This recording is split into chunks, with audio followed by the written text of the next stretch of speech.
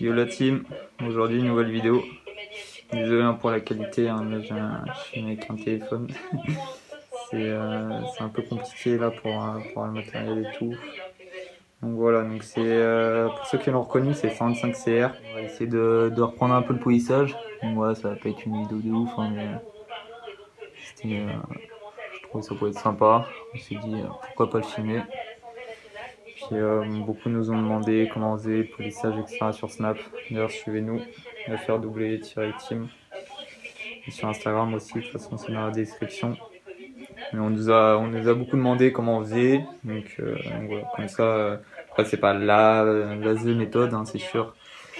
Il y en a plein des méthodes pour le polissage.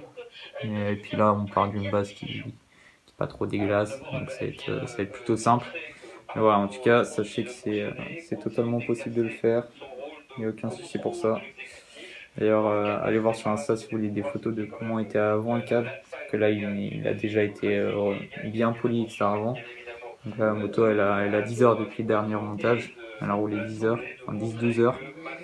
Puis on en profite d'un gros démontage pour remettre un petit coup de brillance là-dessus. Et puis voilà, donc on va essayer de faire des petits plans sympas. Puis vous montrer notre technique, quoi. Après là, faut savoir on va investir dans du matériel un peu mieux. Donc de toute façon, ça fera l'objet d'une autre vidéo, je pense. Mais voilà, pour l'instant on se débrouille bien avec ça, donc et puis on se dit que c'est accessible à tout le monde, quoi. Donc voilà. Bon allez, on va commencer. D'ailleurs, je vais prendre 30 secondes de votre temps. Non voilà, c'est pour vous dire si vous avez des motos à vendre, à refaire. De l'entretien à faire aussi, changement de piston, vibroquin, boîte, tout ce que vous voulez, du polissage, des pots à refaire, des choses comme ça, du sablage, bientôt de la peinture aussi, de la peinture époxy. On va investir dans le matériel pour. Bah, venez nous contacter sur Snap et puis on fera tout ce qui est devis, etc. ensemble. On essaye de faire des bons prix, que ça soit dans tous les cas plus bas qu'en garage. Donc voilà, on sera un plaisir de vous répondre. Puis venez nous proposer vos motos, tout ça. Bon allez, je vais pas vous prendre plus longtemps. De toute façon voilà, on va attaquer le démontage. Faut que j'enlève la fourche, etc. Pose de pilotage, 2-3 petits câbles qui restent. Puis après on va attaquer le cadre. Allez. Bon voilà. Donc on a fini d'enlever la fourche, etc. Premier truc qu'il va falloir faire, donc là j'ai déjà commencé, hein, c'est finir dans les derniers petits trucs, hein. Les derniers petits caches, les derniers petites pattes, etc. Donc là c'est la pâte de peau.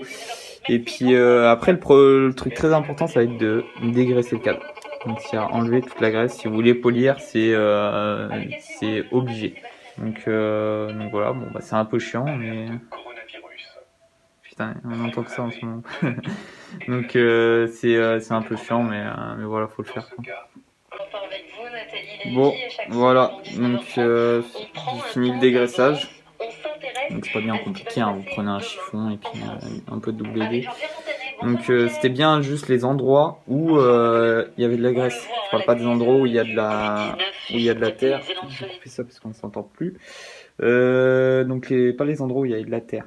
Ça, la terre, on va l'enlever avec. Je suis désolé hein, si ça bouge un peu, mais on va les enlever avec autre chose. Donc là, c'était surtout les endroits au niveau de la chaîne, de la colonne de direction. Si vous avez des jantoriques de peau qui sont morts, souvent il y a de la graisse à ce niveau-là. Enfin bref, un peu partout. Et puis terminé, nous on a de la chance sur les 125, les deniers aussi, je crois. C'est qu'on peut enlever les attaches les supports de cale-pied. Donc c'est comme ça, c'est avec de vis, pareil ça. Il va falloir un bon nettoyage. Et donc voilà, terminé d'enlever tous ces petits trucs. J'ai aussi enlevé les pattes de peau, tout ça. Et puis voilà, maintenant on va pouvoir passer à autre chose. Donc ça va être, ça va pas être ça. Ça va être la laine d'acier. Donc que ce soit de la paille de fer, de la laine d'acier, c'est la même chose. C'est un truc comme ça. Puis après, vous allez venir frotter sur le cadre comme ça. Bon, moi, je vais pas le faire à cet endroit-là parce que cet endroit-là, je vais les récupérer que au bel gomme à la fin. Mais voilà, si vous êtes partout avec cet aspect-là, passez-le un bon coup partout. Et à tous ces endroits comme ça, faut voir ça revient vite assez propre. Et puis voilà, passez-le partout. Voilà, donc un petit avant après. Donc voilà, avant c'était comme ça, tac. Et là après. Bon, il reste, faut encore faire un peu dans les coins et tout, mais voilà, franchement ça avance pas mal. Là, il y a, en gros, ouais, j'ai passé au moins 1 heure de la paille de faire un peu partout. Parce que ça, c'est des endroits, j'y tiens, faut que ça soit nickel. Bon, du coup, maintenant, on va attaquer le Belgomme. Donc voilà, moi j'utilise du Belgomme alu. Bon, il y a le Belgomme chrome aussi, qui est pas mal. Les deux sont à peu près équivalents. Donc, puis un petit dé de sopalin. J'essaie de prendre quelque chose d'assez doux. Le top, c'est le coton.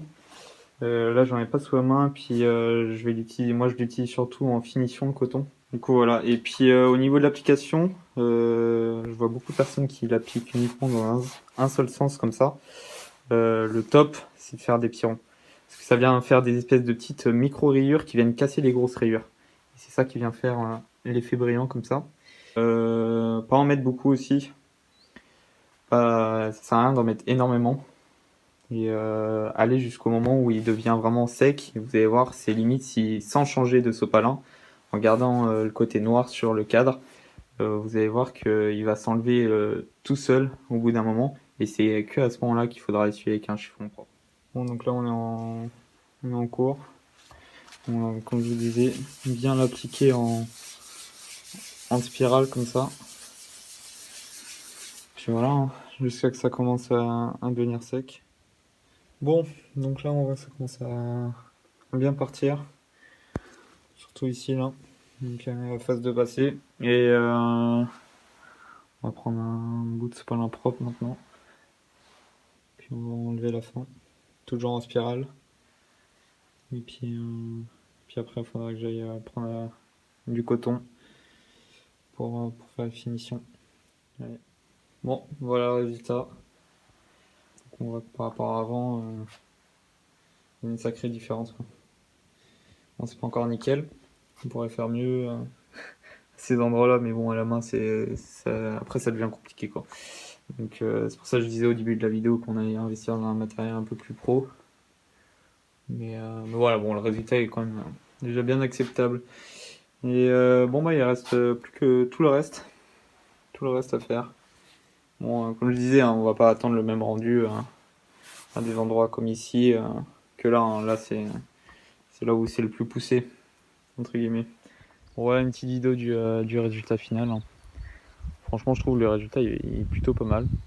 Bon, après, c'est sûr, là, il y a une bonne dizaine d'heures environ. Donc, la vidéo s'est étalée sur plusieurs jours. C'est quelque chose qui est très très long. Faut pas hésiter à recommencer aux mêmes endroits plusieurs fois, etc. Mais voilà, d'ailleurs, là, on profite de ce beau temps pour pouvoir travailler dehors. C'est plutôt cool. Et dites-nous ce que vous en pensez. Bon, c'est sûr, on peut toujours faire mieux. Hein. Il y a des endroits comme là. Là, il faudrait venir regratter l'alu, etc. Au papier à poncer ou à la ponceuse excentrique, etc. Mais voilà, là, c'était juste un petit polissage de routine. Et j'espère vous avoir bien montré comment faire.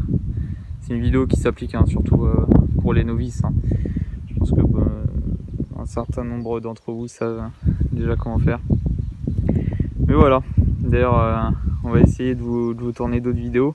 Mais là en ce moment, comme vous pouvez imaginer, c'est un peu compliqué. D'ailleurs là je suis en extérieur, j'espère qu'on va bien m'entendre. Et donc voilà, ça va être la fin de la vidéo. Et puis on va se retrouver, on l'espère, rapidement pour plein d'autres choses. Allez, ciao.